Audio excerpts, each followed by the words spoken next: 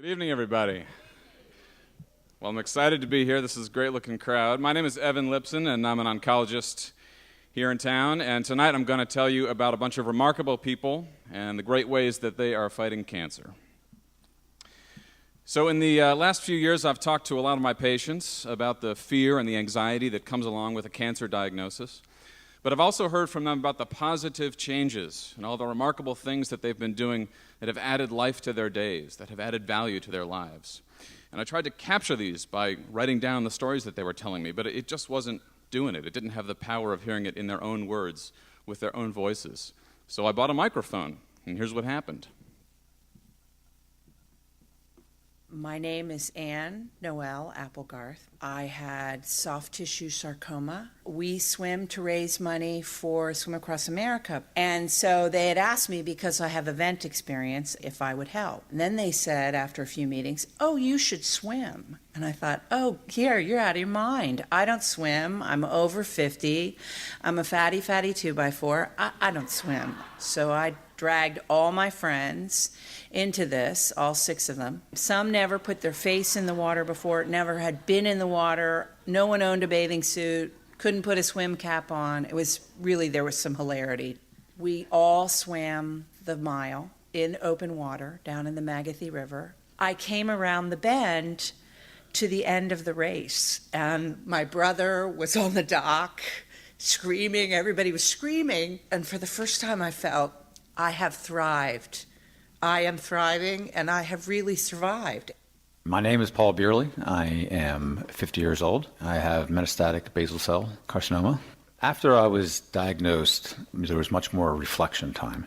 There was much more time, especially with my wife, of thinking about our relationship and how blessed we've been and how lucky we've been, and just the wonderful life we've already lived. This certainly, forces you to look at things, and you become much more aware of the special relationships you developed over time, with a lot of different people.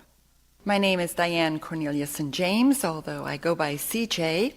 I am 59 years old, and I have been diagnosed with stage 4 metastatic breast cancer. My organization is called Metaviver Research and Support. When I was first diagnosed with breast cancer, the hospital where I had my surgery has a tremendous program for people with early stage breast cancer.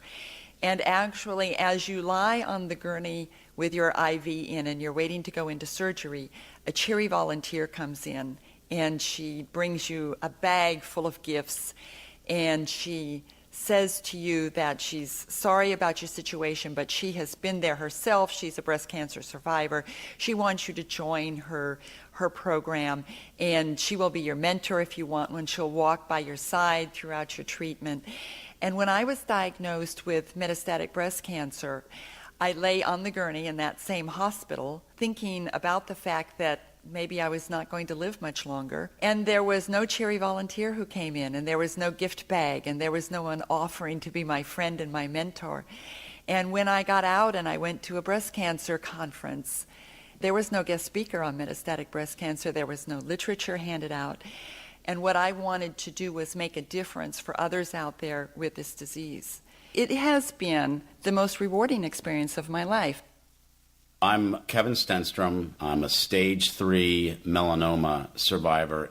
Running has been a salvation for me to psychologically battle back this disease. It's a way of saying, this is not going to get to me, and if I can run, I'm healthy. My name is Heather Johnson, and I was diagnosed with metastatic colon cancer. My online persona is that of Heather Johnson, the warrior. It's been very empowering for me to decide that I wasn't just going to accept this diagnosis and lay down for my treatment. I'm going to show my children that, when hardships befall you, you need to stand up, you need to put your dukes up, you need to fight hard, and find a warrior in yourself. So in order to include as many patients as we possibly could, we formed a nonprofit organization, called it Seize the Days, and we celebrate the ways that cancer patients add life to their days.